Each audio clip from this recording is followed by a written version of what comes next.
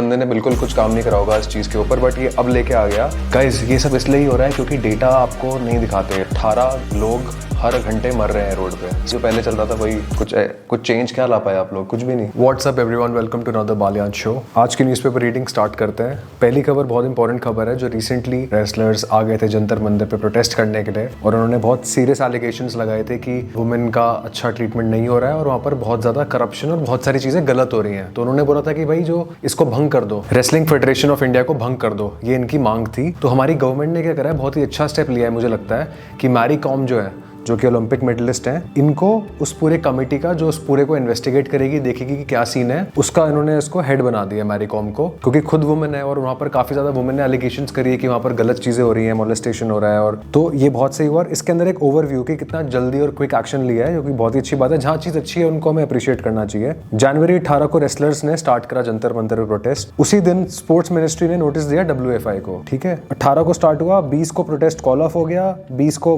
WFI ने reply करा कि भाई हमने कुछ भी नहीं करा है। और फिर जनवरी 21 को sports ministry asked WFI executive commission to abstain from activities of federation. तो ये बहुत ही अच्छा मूव है आई थिंक, और इस पे जल्दी से जल्दी इन्वेस्टिगेशन हो और हमें सच्चाई पता चले, और जो खराब लोग हैं जो ये सब चीजें खराब कर रहे हैं, रेसलर्स को खराब कर रहे हैं, उनको मिसट्रीट कर रहे हैं, वो हमें सॉल्व करना पड़ेगा। 21 अंडमान आइलैंड्स नेम आफ्टर परम वीर चक्र awardees. This is really good news. ये लोगों ने हमारे लिए जान दी है और इन लोगों को हमें डेफिनेटली इनको रिमेंबर करना चाहिए और इनसे इंस्पिरेशन लेनी चाहिए कि हम सब भी अपने देश के लिए कुछ ना कुछ एफर्ट डालें और उसकी हेल्प करें, क्योंकि जब हम देश की हेल्प करेंगे तो हम खुद की भी हेल्प कर रहे हैं। Some of the names are major Somnath Sharma, Piru Singh, major Shaitan Singh, yes, to captain Manoj Pandey, sub Joginder Singh, lance Naik, Albert Ekka, Veer Abdul Hamid, Ramaswamy Param. तो इस तरह से 21 परमवीर हैं जिनको ये मिल रहा है। तो ये बहुत ही अच्छा मूव है और इससे हमारे यूथ को, हमारे लोगों को इंस्पिरेशन लेनी चाहिए कि never give up and you know help the country. When you help the country, when you help your people, you will also help yourself and you will be written in the history books like this. And अब तो island इनके नाम होगा। तो बहुत ही अच्छा move government का, well done.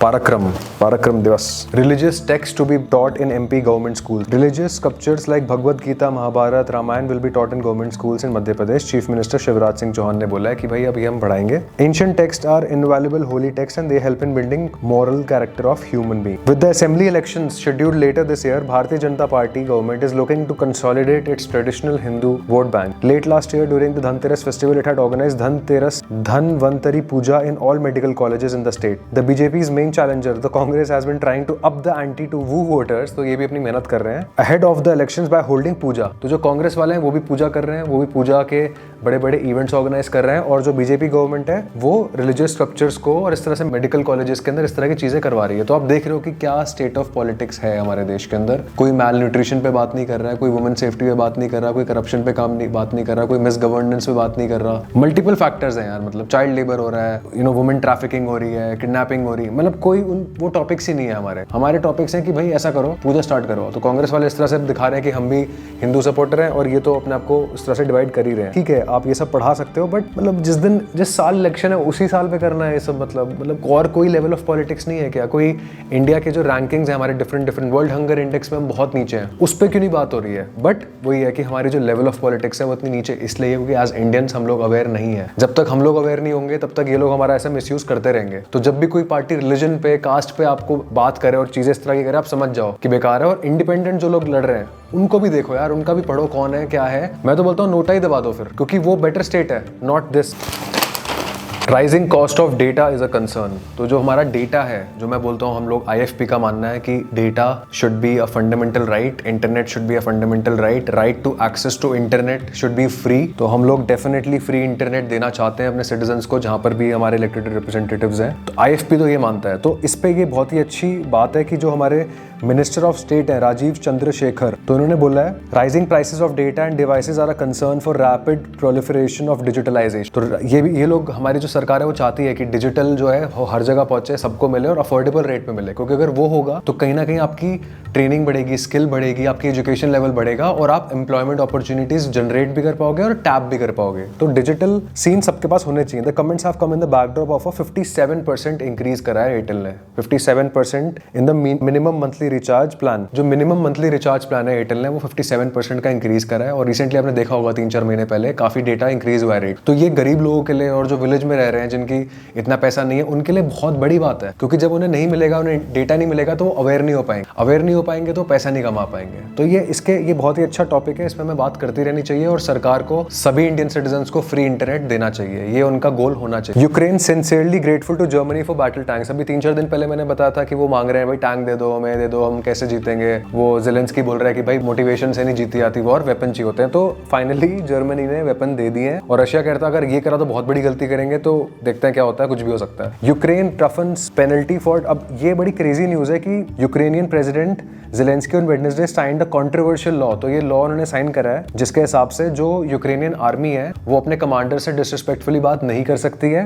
अगर वो छोड़ के जाती है आर्मी डर की वजह से या उनको नहीं करनी तो वो नहीं कर सकती, उनको जेल हो सकती है। Soldiers could face up to 12 years in prison for desertion. तो अगर आप छोड़ दिया आपने आर्मी और आपको नहीं लड़ना तो 12 साल जेल में डालेंगे। Up to 10 years for disobedience, 10 साल अगर रिफ्यूज कर दिया या ऑर्डर नहीं माने या कमांडर की बात नहीं मानी या डिसोबे करा या बदतमीजी करी तो 10 साल, समझ रहे हो। Up to 7 years for threatening a superior, 7 years। मतलब ये बहुत क्रेजी मूव है बिकॉज इस कंट्री से बिल्कुल एक्सपेक्टेड नहीं था कि रशिया को फाइट दे पाएगी और उन्हें फाइट दे दी है बहुत तगड़ी। और अब इनके जो सोल्जर है उनको बहुत रिस्पेक्ट मिलनी चाहिए, बहुत ज्यादा।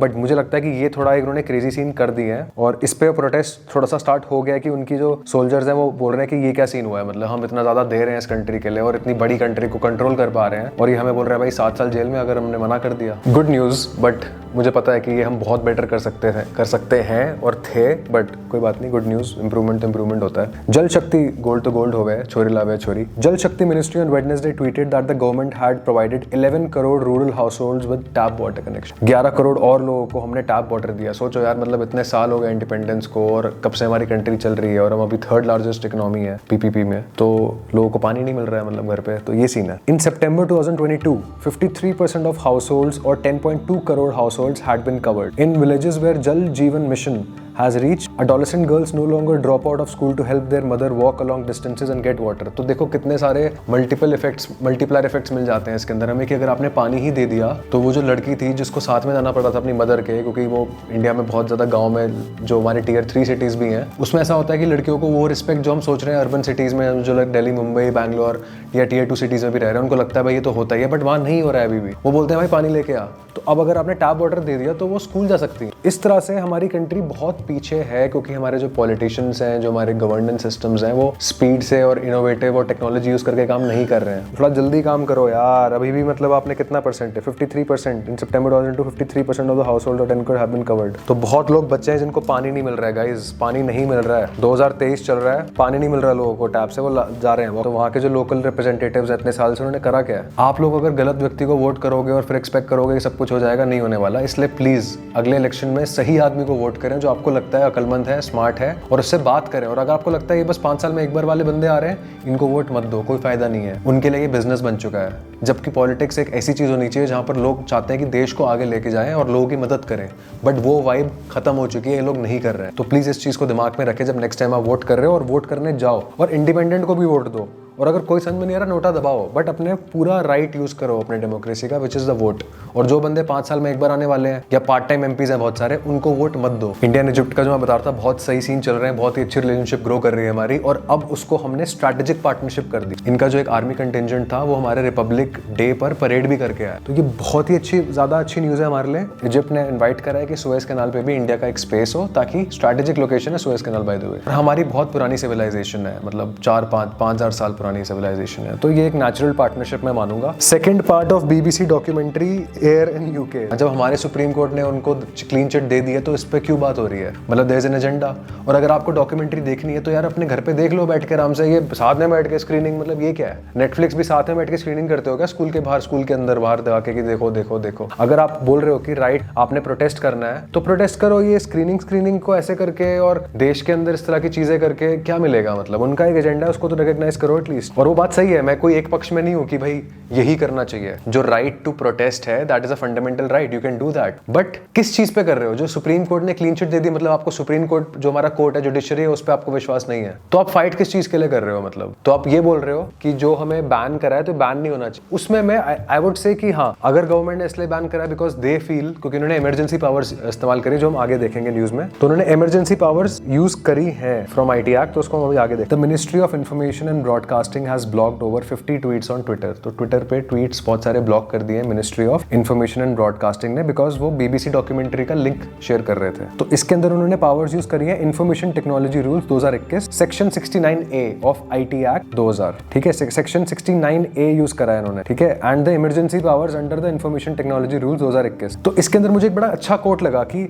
opacity supersedes natural justice. तो natural justice is a fundamental principle in public law when decisions affect fundamental rights such as freedom of speech. तो freedom of speech एक fundamental right है हमारे देश के अंदर, हमारे constitution provide करता है, और इसके अंदर freedom of speech में सुप्रीम कोर्ट बोल चुका है एक केस में, in the case of cricket association of Bengal recognized that the right to receive and impart information is implicit in free speech. तो जो लोग बोल रहे हैं कि बीबीसी डॉक्यूमेंट्री को दिखाना चाहिए, वो ये वाला आर्ग्यूमेंट रख रहे हैं कि भाई राइट टू फ्री स्पीच का उल्लंघन है ये, बिकॉज सुप्रीम कोर्ट ने in the case of cricket association of Bengal में बोला है the right to receive and impart information is implicit in free speech. तो अगर ट्विटर पे कोई शेयर कर रहा है तो वो इम्पार्ट भी कर रहा है, और बाकी चीजें जो उन्होंने ब्लॉक करी वो तो है ही। तो इनका आर्ग्यूमेंट ये है। अब एज टीबीएस हमारी पोजीशन सिर्फ और सिर्फ ये कि हम चाहते हैं इंडिया आगे बढ़े, और मुझे लगता है और टीबीएस को लगता है कि क्योंकि सुप्रीम कोर्ट ने क्लीन चिट दे दी है, बीबीसी अगर ये चीज कर रही है, वो भी इलेक्शन ईयर से एक साल के अंदर अंदर, तो डेफिनेटली दिट्स अ प्रोपेगेंडा। अगर हमारी गवर्नमेंट ये रीजन दे रही है इमरजेंसी पावर्स यूज करने की कि इससे हमारे देश के अंदर दंगे हो सकते हैं, लड़ाइयां हो सकती हैं, डिविजन्स क्रिएट हो सकती हैं, और एक अनरेस्ट स्टार्ट हो सकता है, उस केस में मैं मानता हूं कि उन्होंने सही करा। बिकॉज ये पुराने टॉपिक्स अगर आप 2002 के लोग हैं जो जिस पे सब कुछ हो चुका है, अगर हम उस पे करेंगे तो हमारे आपस में लड़ाइयां होंगी। लेकिन हमारा गोल इंडिया फर्स्ट का है, दबालियान चौका है, इंडियंस को अवेयर करना, इंडिया को नंबर 1 कंट्री बनाना, और मुझे ऐसा लगता है कि हमें इन टॉपिक से अब आगे बढ़ना पड़ेगा और अपनी कंट्री को नंबर 1 पे ले जाने की कोशिश करनी पड़ेगी, जिसके अंदर ये चीज कोई फायदा नहीं करेगी। और अगर गवर्नमेंट ने इसको बैन करा है तो उन्होंने कुछ सोच के क्या होगा, और उसका अगर रीजन ये है कि इससे सोशल अनरेस्ट और डिविजन्स और लड़ाई ये सब झगड़ा हो सकता है, why not? Why should we allow some BBC?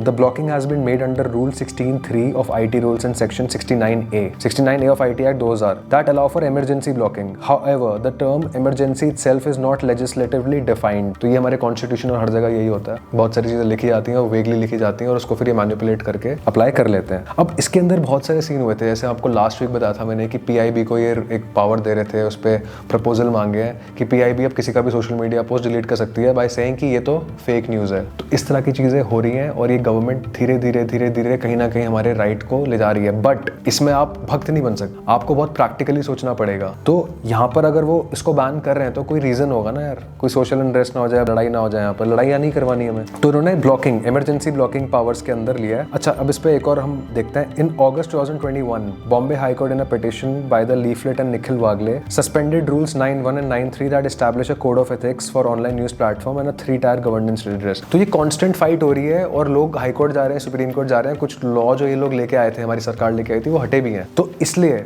Aware citizens होने का फायदा ये होता है, अगर ये लोग क्योंकि अवेयर सिटीजन है, ये लोग कोर्ट गए, कोर्ट में लड़ा और वहाँ के गवर्नमेंट के रूल्स हट गए। तो ये इस लेवल पे हर इंडियन को आना है कि उन्हें पता हो, रूल्स पता हो, चीजें पता हो।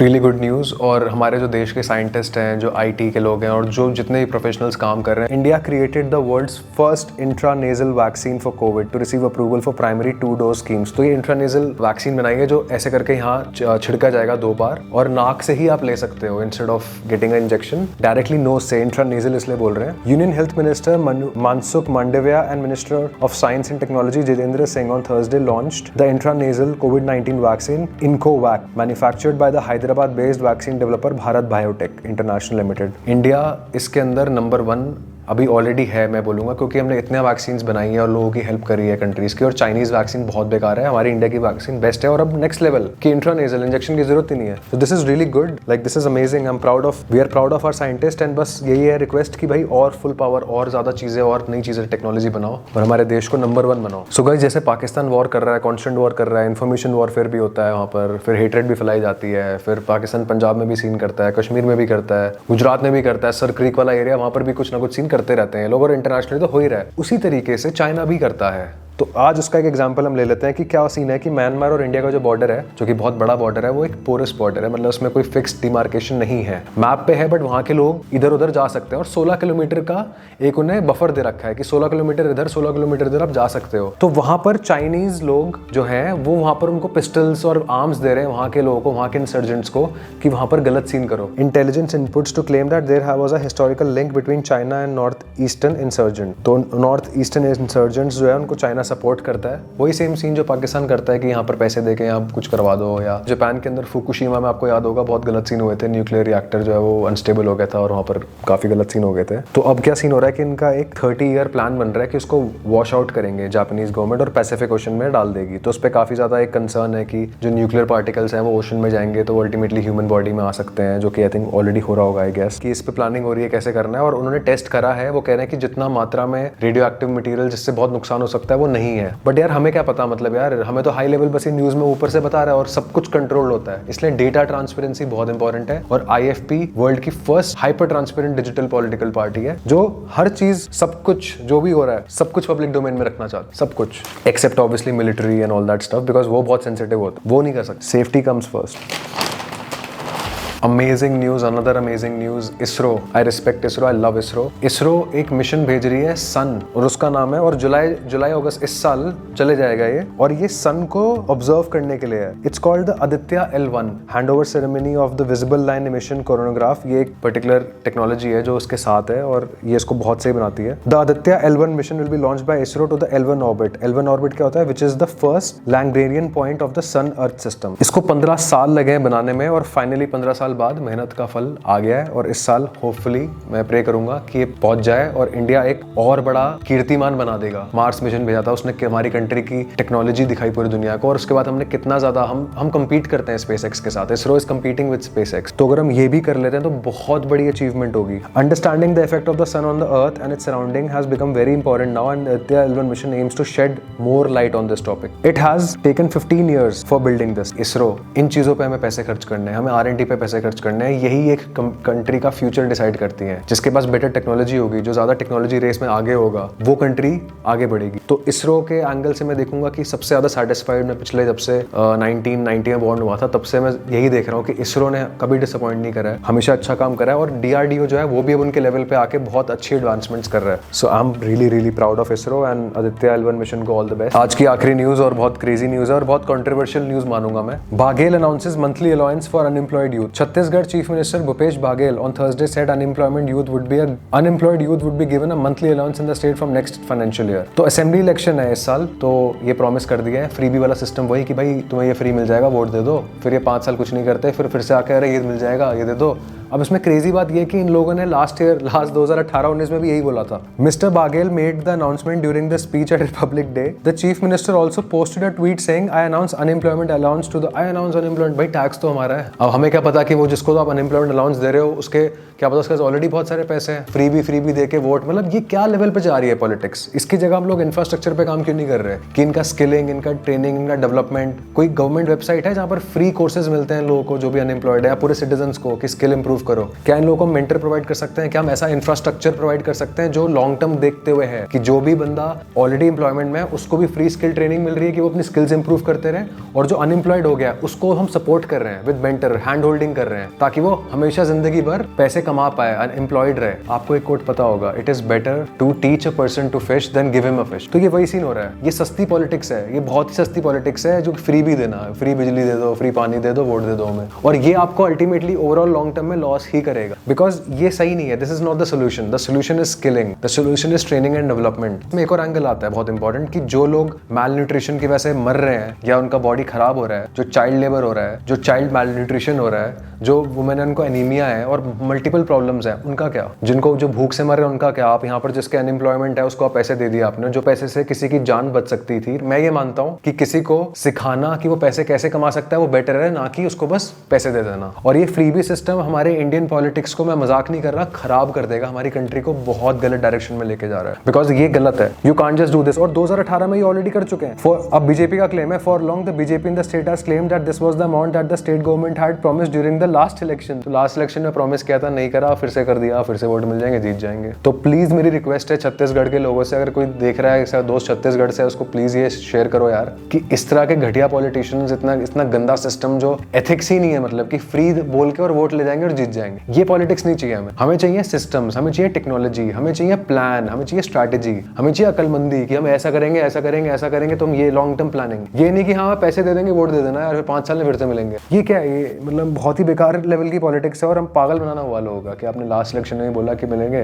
और फिर। तो इस तरह की न्यूज़ देख के मेरा बहुत ज़्यादा दिमाग खराब हो जाता है कि पॉलिटिक्स इंडिया की इस लेवल पर है और इस तरह से हमारे प्यारे देशवासियों का पागल बनाया जा रहा है। Positive news after a very bad negative news की बैड स्टेट ऑफ पॉलिटिक्स की हमारे जो यंग लोग हैं, जो हमारे स्टूडेंट्स हैं, जो हमारे यंग इंडियंस हैं, स्टूडेंट्स हैं जो कि शिव द अदर स्कूल में है, उन्होंने एक AI सिस्टम बनाया है, एक AI रोबोटिक सिस्टम बनाया है जो प्लेस हो जाएगा और वो कुत्ते को देख के, जैसे कुत्ता आ रहा है उसको देख के उसे खाना दे देगा। तो they are working on these systems ताकि जो स्ट्रे डॉग्स हैं, जो कि बहुत ज़्यादा है इंडिया में, and lot of people are like dog lovers in India, but मैं यहाँ पर यही बोलना चाहूँगा कि अल्टीमेटली एज अ फ्यूचर हमें ये देखना चाहिए कि डॉग्स, क्योंकि बहुत लोगों को काटते भी हैं और रात को बहुत ज़्यादा टेरर भी क्रिएट होता है और कई बार बच्चों को भी अटैक करते हैं। तो ठीक है, ये सिस्टम्स अच्छे हैं, बट हमें इन द लॉन्ग रन देखना पड़ेगा कि कैसे हम इनके लिए या तो एक डेडिकेटेड एरिया बनाएं या फिर इनको प्रॉपर मेडिसिन या फिर वैक्सीनेशंस दें ताकि हम एक हेल्दी एनवायरनमेंट में रहे, ना कि एक एनवायरनमेंट में जहाँ पर एक सिटीजन को डर लग सकता है रात को जाते हुए, या फिर सीनियर सिटीजन होते हैं उनको डर लगता है, बच्चों को डर लगता है क्योंकि कुत्ते होते हैं। तो हाँ,